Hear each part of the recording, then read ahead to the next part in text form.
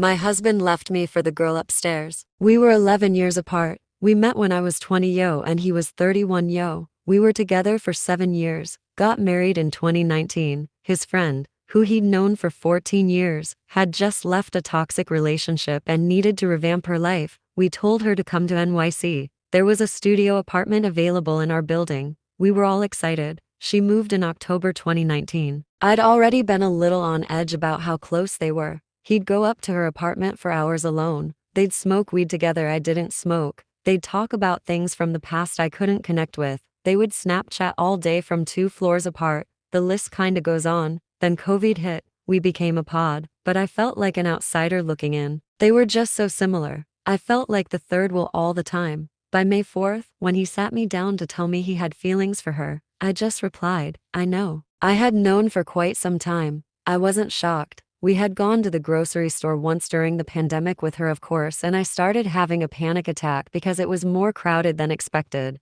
I asked if we could leave and he said, I'm going to stay with girl upstairs until she's done. Then when we got back to the apartment, he walked upstairs to her place and hung out instead of coming into our apartment with me, who was still actively having a panic attack. We had been talking about buying a house and he had said, I just feel bad. I can't imagine leaving girl upstairs behind. So, yeah.